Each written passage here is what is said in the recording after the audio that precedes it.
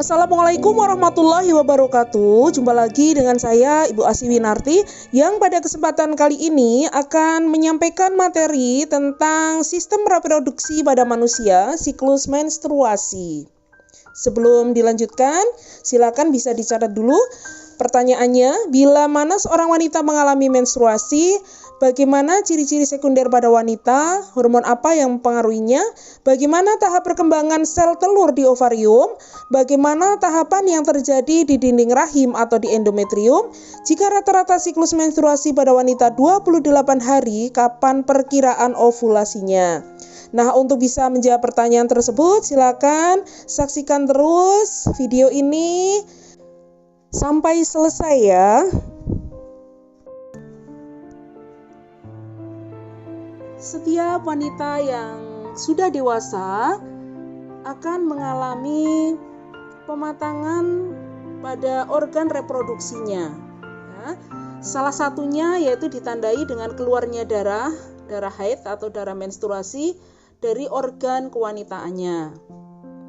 Nah, selain keluarnya darah menstruasi, wanita yang telah dewasa atau bisa disebut wanita yang sudah mengalami pubertas ditandai dengan ciri-ciri sekunder yang lainnya, yaitu melebarnya pinggul, membesarnya payudara, menghalusnya kulit, kemudian tumbuhnya rambut di bagian-bagian tubuh tertentu seperti di kelamin dan ketiak.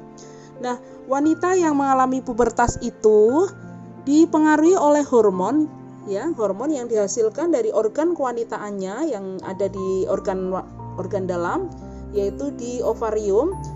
Namanya adalah hormon estrogen.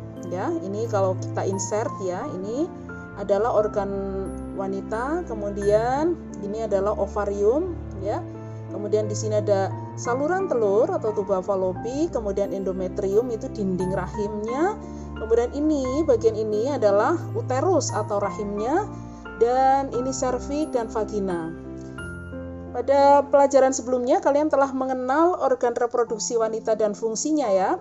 Ovarium untuk menghasilkan sel telur, ini adalah saluran telur untuk lewatnya sel telur dan tempat pertemuan sel telur dan sel sperma. Kemudian di sini adalah tempat berkembangnya embrio atau janin ya. Kemudian ini adalah jalan lahir.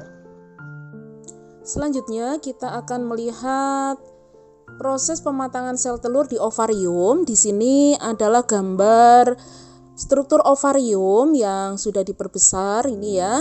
Di dalamnya terdapat banyak sekali folikel, yaitu merupakan kantung cairan yang berisi oosit matang atau calon sel telur. Folikel juga berfungsi untuk menghasilkan estrogen, suatu hormon yang diperlukan untuk pematangan sel telur, dan juga menghasilkan hormon estrogen setelah ovulasi. Jadi, tiap kali ovulasi, seorang wanita dimulai dari fase folikuler atau fase pembentukan folikel, yaitu meliputi folikel primordial, folikel primer, folikel sekunder, kemudian folikel yang sudah matang dan siap dilepaskan dari ovarium.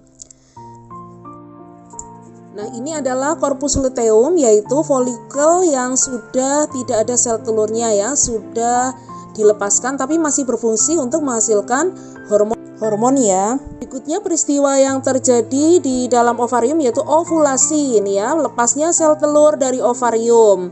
Peristiwa ovulasi ini terjadi pada pertengahan siklus ya, antara mens pertama dan mens kedua.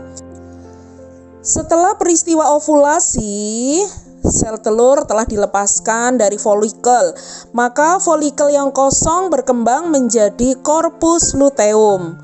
Nah, corpus luteum ini mengeluarkan hormon progesteron yang berfungsi mempersiapkan uterus atau dinding rahim atau endometrium ya untuk menebal sehingga siap untuk ditempeli embrio jika terjadi pembuahan.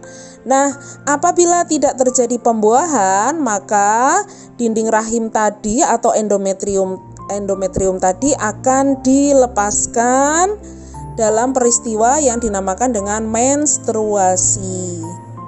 Jadi dalam proses menstruasi ini ada beberapa hormon yang berpengaruh. Yang pertama estrogen, itu meningkat sepanjang 2 minggu pertama selama siklus menstruasi. Ya, kemudian hormon progesteron itu diproduksi selama pertengahan siklus menstruasi untuk menyiapkan dinding rahim sehingga memungkinkan sel telur yang telah dibuahi untuk melekat dan berkembang. Berikutnya hormon FSH atau follicle stimulating hormone berfungsi untuk merangsang pertumbuhan folikel ovarium. Selanjutnya luteinizing hormone atau LH, yaitu hormon yang dilepaskan oleh hipofisa dan yang di bawah otak itu ya, yang berfungsi untuk pelepasan sel telur dari ovarium atau peristiwa ovulasi. Jadi di sini ada beberapa faktor yang bisa menyebabkan gangguan siklus menstruasi. Di antaranya adalah gizi, kemudian aktivitas fisik, kemudian stres ya, karena tadi ada hormon yang dihasilkan oleh hipofisa yang berada di bawah otak yang bisa mempengaruhi terjadinya ovulasi. Selain itu, yaitu penggunaan obat-obatan juga dapat mempengaruhi serta gangguan hormonal. Untuk mengetahui siklus menstruasi seseorang, yaitu dengan cara menghitung jarak antara menstruasi yang pertama ke menstruasi yang kedua. Misalnya menstruasi yang pertama tanggal 1, menstruasi yang kedua tanggal 29, maka orang tersebut berarti siklusnya adalah 28 hari. Nah, ini adalah fase menstruasi, kemudian ini adalah fase proliferasi dan berikutnya fase sekretori. Ini adalah fase di mana darah haid keluar ya, umumnya 4-7 hari. Ya, tapi ada juga yang lebih dari itu. Kemudian untuk satu siklusnya itu ada yang 28, ada yang 35, ada yang 40 ya, ada yang pendek 18 hari. Tapi ini kita ambil rata-ratanya yaitu 28 hari. Nah, pada fase ini ya, ini adalah fase proliferasi. Di sini merupakan fase di mana sudah selesai mens ya, di mana terjadi peningkatan atau penebalan dinding rahim ya, atau uterus ini ya. Nah, ini adalah peristiwa ovulasi ini di sini nih, di tengah-tengah antara mens pertama dan mens kedua ya. Nah, ini adalah gambaran dari dinding rahim ya, dinding rahim yang menebal setelah peristiwa ovulasi ya, karena dinding rahim ini mempersiapkan diri untuk penempelan embrio ini ya. Ini berisi pembuluh darah, kemudian epitel ya. Bila tidak dibuahi, maka ini terjadi penurunan hormon estrogen dan progesteron sehingga nanti di tanggal ini meluruh lagi seperti ini, mens lagi. Itu ya. Ini ya, untuk lebih jelasnya ini kondisi aktivitas ovarium dan kondisi endometrium bisa saya gambarkan seperti ini ya. Ini tadi pada saat fase menstruasi ya. Ini ya, seminggu pertama. Ini saya tulis tanggal 1 sampai 5 rata-rata nih ya. Kemudian di sini ini meluruhnya dinding rahim ya.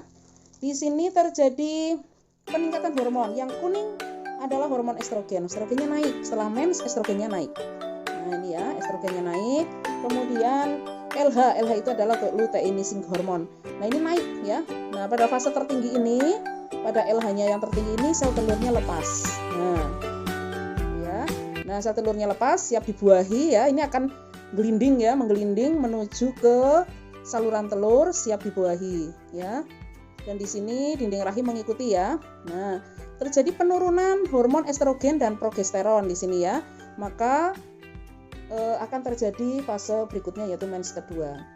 Jadi antara jarak mens pertama dan kedua, ini tengah-tengahnya namanya masa ovulasi, keluarnya sel telur dari ovarium. Ini adalah corpus luteum ya. Jadi corpus luteum itu bagian yang tadinya menyimpan sel telur tetapi sudah tidak ada sel telurnya, sudah dilepaskan. Jadi rendahnya hormon estrogen dan progesteron tadi itulah yang menyebabkan dinding rahim rusak dan pembuluh darah yang ada pada dinding rahim pecah sehingga perempuan mengalami menstruasi. Dan itu terjadi pada wanita setiap bulan sekali. Ini gambaran lainnya. Nah, tadi sudah saya sampaikan tentang hormon ya, bahwa hormon luteinizing hormon itu dipengaruhi oleh kelenjar hipofisa yang ada di bawah otak di sini ya. Ini yang mempengaruhi, namanya kelenjar hipofisa, mempengaruhi pengeluaran hormon. Jadi seseorang biasanya ada yang sebelum mens itu mengalami yang namanya PMS ya, premenstrual syndrome ya. Di situ dia menjadi emosional, mudah marah, kemudian kadang-kadang ada yang bisa menjadi bersikap kejam dan seterusnya. Selanjutnya ini adalah gambaran dari organ reproduksi wanita, ini ovariumnya. Dan ini aktivitas yang ada di dalam ovarium ya. Jadi ini tadi adalah gambaran hormonnya, ini juga ya. Ini ovarium dan ini adalah gambaran dinding rahimnya. Jadi di sini fase menstruasi itu terjadi apabila hormon FSH ya ini memicu berkembangnya folikel dalam ovarium. Kemudian setelah itu menyebabkan dinding rahim luruh ya. Nah, kemudian fase proliferasi itu ditandai dengan menebalnya dinding rahim ya. Kemudian di akhir fase terjadi ovulasi, yaitu pengeluaran sel telur dari folikel yang telah matang. Selanjutnya fase sekretori ya, ditandai dengan hormon estrogen dan progesteron yang rendah. Selanjutnya rendahnya hormon tersebut mempengaruhi dinding rahim sehingga menjadi luruh. Ya, demikian penjelasannya. Terima kasih atas perhatiannya. Wassalamualaikum warahmatullahi wabarakatuh.